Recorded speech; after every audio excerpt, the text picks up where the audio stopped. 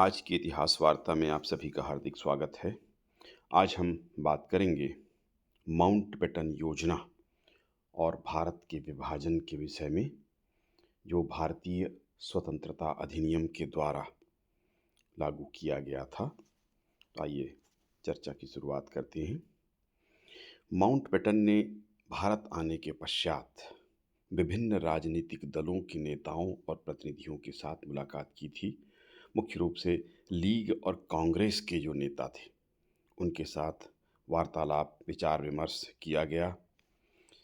इन चर्चाओं में उसने यह निष्कर्ष निकाला कि भारतीय समस्या का एकमात्र समाधान भारत के विभाजन से ही संभव है। आप सभी को ज्ञात है कि मूल समस्या सांप्रदायिकता को लेकर के थी और परिणाम के रूप में अगर कहें तो भारत के विभाजन को लेकर समस्या उत्पन्न हो रही थी। मुस्लिम लीग और मोहम्मद अली जिन्ना पाकिस्तान की मांग कर रहे थे, जबकि कांग्रेस अखंड भारत की समर्थक थी। ज़्यादातर भारतीय जनता भी अखंड भारत के पक्ष में थी, किंतु मुस्लिम लीग और उसके समर्थक जो थे वो पाकिस्तान के रूप में अलग देश विभाजन की चर्चा कर रहे थे, लगातार उस पर अडिग बने हुए थे। तो इसका परीक्षण माउंटबेटन के द्वारा किया गया और यह निष्कर्ष निकाला गया कि भारत का विभाजन ही एकमात्र रास्ता है, दूसरा कोई रास्ता नहीं है। 18 मई 1947 को वह लंदन गया। ब्रिटिश मंत्रिमंडल से उसने परामर्श किया और 3 जून 1947 को एक योजना प्रस्तावित की, जो माउंटबेटन योजना के नाम से प्रख्यात हुई। इसमें जो प्रावधान किए गए थे, जो प्रावधान या प्रस्ताव थे जिसके, पहला था लोकतांत्रिक सरकार को सत्ता सौंपना। ब्रिटिश सरकार की इच्छा है कि वह भारत शासन को शीघ्र ऐसी सरकार के हाथ में सौंप दे जिसका निर्माण जनता की इच्छा से हुई हो। चाहे सरकार हो, चाहे ऐसी व्यवस्था हो जो जनता की इच्छा पर जोर दिया गया से निर्मित कोई भी संस्था हो, उसको वो सत्ता सौंपने को तत्पर थे। संविधान सभा के कार्य में बाधा न हो। ब्रिटिश सरकार यह नहीं चाहती थी कि वर्तमान संविधान सभा के कार्य में किसी भी प्रकार की कोई बाधा खड़ी कर सके, क्योंकि लगातार बाधा खड़ी की जा रही थी, खास तौर पर मुस्लिम लीग के द्वारा। संविधान की बाध्यता नहीं होगी। माउंटबेटन के द्वारा अपनी योजना में स्पष्ट किया गया कि वर्तमान संविधान सभा द्वारा निर्मित संविधान को देश के उन भागों पर लागू नहीं किया जाएगा जो इसको स्वीकार नहीं करते हैं, यानी जो स्वीकार नहीं करेंगे उनके ऊपर लागू नहीं होगा। तो संविधान की बाध्यता नहीं होगी। संघीय संविधान को स्वीकार नहीं करने वालों हेतु विशेष प्रावधान किया जाएगा। इसमें कहा गया, संविधान सभा के द्वारा निर्मित किए जा रहे संविधान सभा को जिन क्षेत्रों में स्वीकार नहीं किया जाता है, उन क्षेत्रों में यदि वहाँ के प्रतिनिधि नया संविधान चाहते हैं, ऐसे क्षेत्र, स्पष्ट भी कर दिया गया, पंजाब और बंगाल की विधान सभाओं के अधिवेशन 2 भाग में किए जाएंगे, जिसमें एक भाग उन क्षेत्रों के प्रतिनिधियों का होगा जिनमें मुसलमानों का बहुमत नहीं है और एक जिसमें बहुमत है। उनके सामने, जो पहले पक्ष हैं, उनके सामने यह प्रश्न रखा जाएगा कि वे अपने प्रांत का विभाजन चाहते हैं अथवा नहीं। यदि वोट विभाजन के पक्ष में आए तो उसका यह निर्णय होगा कि वह वर्तमान संविधान सभा में सम्मिलित होना चाहते हैं अथवा पृथक संविधान सभा का निर्माण करना चाहते हैं। उनके अधिकारों को देखा जाएगा, यानी स्पष्ट रूप से जिस क्षेत्र में, जैसे सिलहट का मामला था, उसमें मुस्लिम बहुल इलाका अलग था और हिंदू बहुल अलग था, लेकिन क्या वो मिलके एक साथ उधर जाना चाहते हैं? कुल मिलाकर वहाँ मुसलमानों का बाहुल्य था, जिन जिलों में हिंदुओं का बाहुल्य था, तो इनको अलग अलग करके उनसे उनकी राय जानी जाएगी, इसका यह अर्थ था। सिंध विधानसभा को भी विशेष अधिकार, उपरोक्त वर्णित विशेष अधिकार सिंध की विधानसभा को भी दिया जाएगा ताकि वह अपना निर्णय कर सके। उत्तर पश्चिम सीमा प्रांत में जनमत से निर्णय, यहाँ पे स्पष्ट कर दिया गया कि उत्तर पश्चिमी सीमा प्रांत के विषय में इसका निर्णय वहाँ की विधानसभा द्वारा नहीं बल्कि जनमत के द्वारा किया जाएगा। अभी तक जो हमने चर्चा की जो विभाजन की बात की, वहाँ पर क्या हो रहा था, विधानसभा में जो बैठने वाले प्रतिनिधि थे वो अपना मत देते थे, वो तय करते थे, बहुमत जिधर होगा उसमें वो करेंगे। लेकिन यहाँ पर ये कहा गया उत्तर पश्चिम सीमा प्रांत के मामले में कि उत्तर पश्चिम सीमा प्रांत के विषय में इसका निर्णय वहाँ की विधानसभा द्वारा नहीं, यानी जनप्रतिनिधियों के द्वारा नहीं किया जाएगा, बल्कि किनके द्वारा होगा, जनमत के द्वारा। जनता वोट डालेगी कि वो क्या करना चाहती है, भारत में मिलना चाहती है, पाकिस्तान में मिलना चाहती है, अलग रहना चाहती है, क्या करना है उसको, तो इसका निर्णय जनता करेगी। बाकी प्रांतों में क्या हुआ था, इस तरह की स्थितियां जहाँ पर थीं, पंजाब और अ, पूर्वी बंगाल के क्षेत्र में, वहाँ पर जो प्रतिनिधि चुनकर आए थे वो लोग तय कर रहे थे, यहाँ पर जनता सीधे करेगी, ये कहा गया। सिलहट में जनमत से निर्णय। इसी प्रकार से असम के सिलहट जिले में, पर्टिकुलरली सिलहट जिले में मुसलमानों की अधिक संख्या है, जबकि अन्य भागों में असम के हिंदुओं की। सिलहट जिले में इस बात का निर्णय जनमत द्वारा किया जाएगा। मुसलमान अधिक हैं, वो किधर जाना चाहते हैं, जिधर जाना चाहेंगे उनको उस तरफ भेज दिया जाएगा। वहाँ की जनता ने असम के अंतर्गत रहना वहाँ की जनता असम के अंतर्गत रहना चाहती है अथवा पूर्वी बंगाल में जाना चाहती है।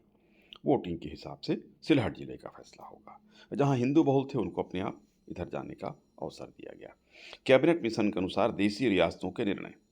कैबिनेट मिशन ने देशी रियासतों के बारे में जो निर्णय लिया था वही निर्णय माउंटबेटन योजना के अंतर्गत भी स्वीकार किया गया। कैबिनेट मिशन में देशी रियासतों से के संविधान को स्वीकृत अथवा अस्वीकृत करने का अधिकार उन देशी राज्यों को दिया गया था। जो समूह या संघ के जो संविधान बन रहे थे उसको देशी रियासत माने या नहीं माने, उसका अधिकार उन्हीं के पास था। इसी प्रकार देशी रियासतों को स्वतंत्र रहने अथवा भारत या पाकिस्तान में मिलने का अधिकार भी था। संविधान पे भी निर्णय कर सकते थे स्वीकार कर रहे हैं या नहीं कर रहे हैं, और ये भी निर्णय करना था उनको कि वो पाकिस्तान में मिलना चाहते हैं कि भारत में मिलना चाहते हैं या स्वतंत्र रहना चाहते हैं। तीनों अधिकार उनके पास थे। तो ये अधिकार की बात थी। कैबिनेट मिशन में भी यही फैसला था, उसी को यहाँ भी लागू किया गया। भारत पाकिस्तान विभाजन हेतु कमीशन की नियुक्ति। यदि इस योजना के अनुसार मुस्लिम बहुल क्षेत्र विभाजन को स्वीकार करते हैं तो भारत पाकिस्तान की सीमा के निर्धारण के लिए एक कमीशन नियुक्त किया जाएगा। 1947 में भारत को आज़ादी। पहले जो कहा गया था कि जून 1948 में भारत को आज़ाद किया जाएगा, अब ये कह दिया गया कि 48 तक हम प्रतीक्षा नहीं करेंगे, 1947 में ही ये कार्य समाप्त करके भारत को स्वाधीनता दे दी जाएगी। तो ये परिवर्तन हुआ, जून 48 की जगह अब 47 में ही 1947 में आज़ादी दी जाएगी। भारत को दो डोमिनियनों भारत और पाकिस्तान में विभाजित किया जाएगा तथा सत्ता का हस्तांतरण 15 अगस्त 1947 को किया जाएगा। डेडलाइन तय कर दिया गया, जून 48 नहीं, अगस्त 1947, और अगस्त में डेडलाइन था 15 अगस्त 1947 को कर दिया जाएगा, डेट तय कर दिया गया। राष्ट्रमंडल की सदस्यता स्वैच्छिक रखी गई। भारत पाकिस्तान दो डोमिनियन, दो अधिराज्य होंगे, उनको यह अधिकार होगा कि वे राष्ट्रमंडल की सदस्यता ग्रहण करें अथवा उसका त्याग करें। असम राष्ट्रमंडल के बारे में आप लोग जानते होंगे, जहां जहां ब्रिटेन का अधिकार था और अब वे स्वतंत्र हुए थे, उन सभी को राष्ट्रमंडल देशों के अंतर्गत रखा जाता है। लेकिन राष्ट्रमंडल की सदस्यता स्वीकृत अथवा अस्वीकृत त्यागना चाहें तो उसको त्याग सकते थे, रहना चाहें तो रहें। भारत राष्ट्रमंडल का सदस्य है तो उसकी सदस्यता का स्वैच्छिक रखा गया इसको। असम का निर्णय, सिलहट जिले को छोड़कर शेष क्षेत्र भारत में, सिलहट है वो पाकिस्तान में, बाद में बांग्लादेश में रह गया। पंजाब और बंगाल का निर्णय, पंजाब और बंगाल के हिंदू बहुल जिलों को भारत में, शेष को पाकिस्तान में, मुस्लिम बहुल पाकिस्तान में गया। पंजाब का विभाजन हुआ, आपको पता है, पूर्वी पंजाब है वो पाकिस्तान में चला गया, पश्चिमी पंजाब भारत में रहा। उसी प्रकार से बंगाल में भी पूर्वी बंगाल बांग्लादेश है वर्तमान में, उसमें पाकिस्तान में गया था। कांग्रेस और लीग की प्रतिक्रिया।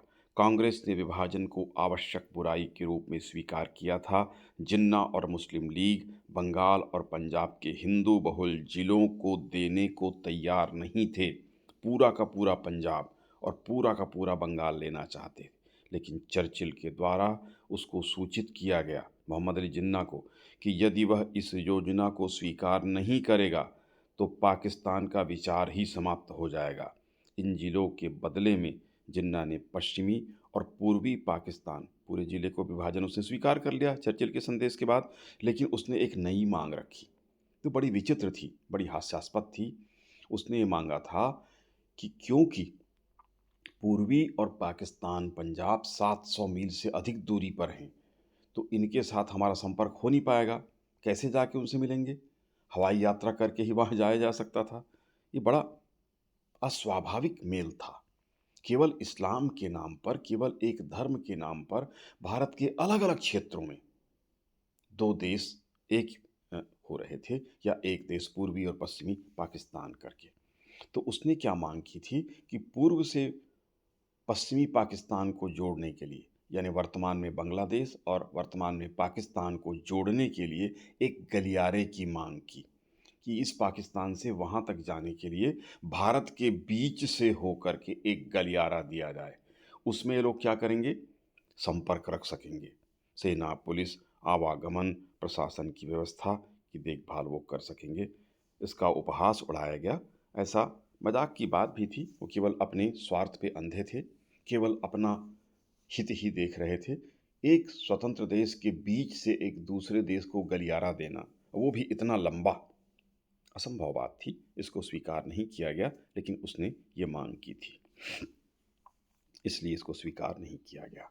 कांग्रेस द्वारा योजना की स्वीकृति 14-15 जून को अखिल भारतीय कांग्रेस कमेटी का अधिवेशन दिल्ली में आयोजित हुआ। यद्यपि कांग्रेस अखंड भारत का समर्थन करती थी, किंतु बाध्य होकर पंडित गोविंद वल्लभ पंत, इन्होंने प्रस्ताव रखा था भारत विभाजन का। प्रस्तुत प्रस्ताव को स्वीकृत किया गया। प्रस्ताव इस प्रकार था: कांग्रेस ने सदा भारत की एकता का समर्थन किया। 60 वर्ष पूर्व जब कांग्रेस की स्थापना हुई थी, उस समय से लेकर इस समय तक वह एक संयुक्त स्वतंत्र भारत का स्वप्न देखती रही है, और इसकी प्राप्ति के लिए लाखों स्त्रियों और पुरुषों ने कष्टों का सामना किया है। समुद्र, पहाड़ और अन्य भौगोलिक दशाओं ने आज के भारत का निर्माण किया है। कोई मानवीय शक्ति इससे इस आधार पर परिवर्तन करने का सामर्थ्य नहीं रखती है। आर्थिक परिस्थितियों और आर्थिक विषयों की बढ़ती हुई मांग भारत की एकता को और भी अधिक आवश्यक बना रही है। हमने भारत का जो चित्र देखा, वह सदा हमारे हृदय तथा ध्यान में रहेगा। अखिल भारतीय कांग्रेस कमेटी को पूर्ण विश्वास है कि वर्तमान जोश ठंडा पड़ जाने पर भारत की समस्याओं पर समुचित दृष्टिकोण से विचार किया जाएगा, और उस समय दो राष्ट्र का सिद्धांत निर्मूल सिद्ध होगा और वह त्याग दिया जाएगा। सरकारी योजना के अनुसार संभवतः भारत के कुछ भाग उससे पृथक हो जाएं। बड़े खेद के साथ वर्तमान दशा में अखिल भारतीय कांग्रेस कमेटी इस संभावना को स्वीकार कर रही है। उनको यह अपेक्षा थी कि दो राष्ट्र का सिद्धांत निर्मूल होगा और अंत में आके हमसे मिलेंगे, यह भारत अखंड हो जाएगा। पंडित गोविंद वल्लभ पंत ने इस प्रस्ताव पर कांग्रेस में जबरदस्त बहस हुई। पंडित नेहरू, सरदार पटेल ने इसका समर्थन किया। महात्मा गांधी ने भी इसका समर्थन किया, जो हमेशा से भारत विभाजन के विरोधी थे। मौलाना आज़ाद और टंडन आदि नेताओं ने इसका कड़ा प्रतिरोध किया। महात्मा गांधी ने कहा कि कोई भी यह बात अस्वीकृत नहीं कर सकता कि मैं विभाजन का आरंभ से विरोधी रहा हूँ, परंतु अब स्थिति ऐसी उत्पन्न हो गई है कि दूसरा कोई विकल्प नहीं है। राजनीतिक वास्तविकता को ध्यान में रखकर कांग्रेस को पंडित पंत का प्रस्ताव स्वीकार करना चाहिए, गांधी जी ने कहा, और स्वीकृति मिली। अब हम देख लेते हैं भारतीय स्वतंत्रता अधिनियम 1947। इस प्रकार माउंटबेटन योजना के अनुसार सत्ता के हस्तांतरण की कार्यवाही प्रारंभ की गई। इसका प्रारूप एक लीग को और एक कांग्रेस को दिया गया, अनुमोदन प्राप्त किया गया। 4 जुलाई 47 को ब्रिटिश संसद में इसे प्रस्तुत किया गया। 16 जुलाई तक इसे संसद के दोनों सदनों में पास करा लिया गया। 18 जुलाई 1947 को अधिनियम के रूप में पारित हुआ। प्रोफेसर नॉर्मन डी पामर लिखते हैं कि ब्रिटिश संसद के इतिहास में शायद ही कोई इतना महत्वपूर्ण विधेयक इतने कम समय और कम विवाद के साथ पारित हुआ, क्योंकि इंग्लैंड की जनता और संसद, सरकार, सम्राट सभी यह स्वीकार कर चुके थे कि अब भारत को आज़ादी दी जानी है। तो उस पर ज़्यादा बहस मुबाहसा नहीं हुआ और सीधे तौर पर इसको स्वीकार किया गया। इसके जो प्रमुख प्रावधान थे इस प्रकार थे: दो अधिराज्यों की स्थापना। भारत और पाकिस्तान। 14 अगस्त पहले पाकिस्तान को अलग किया गया, फिर 15 अगस्त को भारत को। जिन्ना को पाकिस्तान और भारतीय नेताओं को भारत सौंप दिया गया। गवर्नर जनरल की व्यवस्था। दोनों अधिराज्य में एक एक गवर्नर जनरल होगा। चाहे तो संयुक्त हो सकता था, लेकिन ऐसा नहीं हुआ। दोनों अधिराज्यों की सीमा का निर्धारण जनमत संग्रह जहाँ पर आवश्यकता थी वहाँ पर, बंगाल, पंजाब, असम के क्षेत्र में, बाकी जगह सीमा निर्धारण की बातें तय की गईं। दोनों अधिराज्य का पृथक संविधान होगा। दो पृथक संविधान सभाओं के द्वारा दोनों अधिराज्यों हेतु संविधान का निर्माण किया जाएगा। 1935 का जो विधान था, जब तक ये लागू नहीं होता तब तक उससे काम चलाया जाएगा। भारत सचिव का पद समाप्त कर दिया गया। उसके स्थान पर राष्ट्रमंडल सचिव की नियुक्ति का प्रावधान किया गया। 15 अगस्त 1947 की सीमा रेखा तय की गई, जैसा कि हमने चर्चा की थी। उस समय तक सौंप दिया जाएगा। संविधान निर्माण हो जाए, ठीक नहीं होगा तो संविधान सभा ये कार्य देखे या अंतरिम सरकार कार्य देखे। स्वतंत्रता अधिनियम को प्रभावी करना। जैसे ही स्वतंत्रता अधिनियम को लागू किया जाएगा, भारत को ब्रिटिश सरकार के नियंत्रण से पूर्ण मुक्ति मिल जाएगी। उत्तर पश्चिम जनजातियों से समझौता। भारत के उत्तर पश्चिम सीमा की जनजातियों से समझौता करने का अधिकार उत्तराधिकारी राज्य को, पाकिस्तान को होगा सीधे तौर पर। प्रशासनिक अधिकारी पूर्ववत कार्य पर रहेंगे। भारत सचिव के द्वारा नियुक्त सिविल सेवक सत्ता हस्तांतरण के बाद भी अपने पद की सेवा देते रहेंगे। पूर्व जारी निर्देश समाप्त हो जाएंगे। पहले जो निर्देश जारी किए गए थे सम्राट के द्वारा, गवर्नर के द्वारा, गवर्नर जनरल के द्वारा, वो समाप्त हो जाएंगे। सशस्त्र सेना का विभाजन किया जाएगा। दो अधिराज्यों में विभाजन किया जाएगा। देशी राज्य स्वतंत्र हो जाएंगे। उनको अधिकार होगा कि पाकिस्तान में मिलें, भारत में मिलें या स्वतंत्र रहें। गवर्नर जनरल का नियंत्रण। इस अधिनियम के उपबंधों को लागू करने तथा अन्य प्रासंगिक मामलों के प्रबंधन हेतु जो उपाय आवश्यक होंगे, उसे गवर्नर जनरल आदेश उसके लिए जारी कर सकेगा। पंजाब एवं बंगाल का विभाजन होगा। रेडक्लिफ को नियुक्त किया गया था पंजाब और यहाँ के विभाजन के लिए। अधिराज्यों के विधान मंडलों को कानून बनाने का अधिकार। प्रत्येक अधिराज्य के विधान मंडल को उस अधिराज्य के शासन के लिए कानून बनाने का अधिकार होगा। उस अधिराज्य के द्वारा बनाया हुआ कोई भी कानून इस आधार पर अवैध नहीं समझा जाएगा कि इंग्लैंड के किसी कानून या भारतीय स्वतंत्रता अधिनियम 1947 के किसी उपबंध या उसके अंतर्गत बनाए हुए किसी नियम विनियम से टकराता है। अगर अलग है तो वही मान्य होगा। महाराज्यपाल की ब्रिटिश सरकार द्वारा नियुक्ति। यदि दोनों अधिराज्य सहमत हों तो दोनों के लिए एक महाराज्यपाल नियुक्त किया जाएगा। पाकिस्तान सहमत नहीं हुआ। दो अधिराज्य के प्रदेशों का वितरण। भारतीय स्वतंत्रता अधिनियम में दोनों अधिराज्य भारत तथा पाकिस्तान के प्रदेश, सीमा आयोग पंजाब के लिए और दूसरा बंगाल के लिए सर रेडक्लिफ की अध्यक्षता में बनाया गया। प्रत्येक सीमा आयोग में 2 प्रतिनिधि हिंदुओं के और 2 मुसलमानों के लिए गए। स्वतंत्रता अधिनियम की धारा 3 तथा 4 में बंगाल और पंजाब के बंटवारे के लिए उपबंध रखे गए। इसी प्रकार असम के सिलहट का मुस्लिम बहुल पूर्वी जो क्षेत्र है वो पूर्वी पाकिस्तान के पक्ष में होगा, तो उसे पूर्वी पाकिस्तान में मिला दिया जाएगा और भारत तथा पाकिस्तान की अंतिम सीमाएं सीमा आयोग की रिपोर्ट के पश्चात निर्धारित की जाएंगी। सिलहट में जनमत संग्रह हुआ तथा वह पूर्वी पाकिस्तान में मिला दिया गया। पूर्वी पाकिस्तान में पूर्वी बंगाल, सिलहट शामिल थे। पश्चिम पाकिस्तान में पश्चिमी पंजाब, उस समय के हिसाब से अभी भारत की दृष्टि से देखा जाए तो वह पूर्वी पंजाब, सिंध, उत्तर पश्चिमी सीमा प्रांत, बहावलपुर, खैरपुर, बलूचिस्तान तथा बलूचिस्तान के 8 अन्य छोटी देसी रियासतें पाकिस्तान में सम्मिलित की गईं। 1935 के अधिनियम में अधिराज्यों को संशोधन का अधिकार। जब तक कि दोनों अधिराज्य भारत एवं पाकिस्तान अपना नया संविधान निर्माण नहीं कर लेते, तब तक प्रत्येक अधिराज्य उसके प्रांत में प्रशासन 1935 के अधिनियम के द्वारा चलाया जाएगा, किंतु प्रत्येक अधिराज्य 1935 के अधिनियम में संशोधन कर सकेगा। इस अधिनियम के पारित हो जाने के साथ भारत स्वतंत्र हुआ। भारतीय नेताओं के द्वारा लॉर्ड माउंटबेटन को ही भारतीय अधिराज्य का प्रथम गवर्नर जनरल चुना गया। पाकिस्तान ने मोहम्मद अली जिन्ना को अपना गवर्नर जनरल चुना। भारत मंत्री ने कहा, हमारे देश के विधान निर्माण के इतिहास में यह अधिनियम अद्वितीय है। इसके पूर्व कभी भी संसार की आबादी के इतने बड़े भाग ने केवल एक विधान द्वारा पूर्ण स्वतंत्रता प्राप्त नहीं की थी।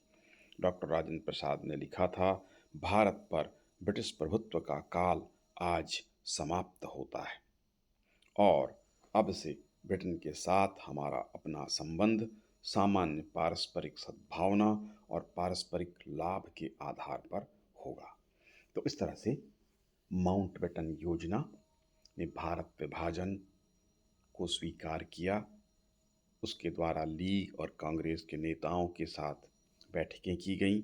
पंडित नेहरू, सरदार पटेल और महात्मा गांधी के साथ उसने गहन विचार विमर्श किया और इन नेताओं को, पंडित नेहरू विशेषकर उनके मित्र थे माउंटबेटन, उनकी पत्नी एडमिना और पंडित नेहरू एक साथ लंदन में पढ़ाई कर चुके थे, उनमें अच्छी मित्रता थी। पहले नेहरू को विश्वास में लिया गया, फिर सरदार पटेल और गांधी के साथ चर्चा हुई, गांधी जी के साथ चर्चा हुई और उन्हें सहमत कर लिया गया भारत विभाजन के लिए। और इस प्रकार से माउंटबेटन ने महत्वपूर्ण भूमिका निभाई थी और उन्हें ही भारत का गवर्नर जनरल प्रथम नियुक्त किया गया था। तो इस तरह से उनके द्वारा ये निश्चित कर लेने के बाद वो लंदन गए थे। वहाँ जाकर सरकार से चर्चा करने के बाद फिर प्रस्ताव उन्होंने यहाँ प्रस्तुत किया था और उसी के आधार पर भारत विभाजन का प्रस्ताव या भारत की स्वतंत्रता का प्रस्ताव विभाजन करते हुए जिसकी चर्चा हमने की वो प्रस्तुत किया गया और उसके आधार पर भारत का विभाजन हुआ।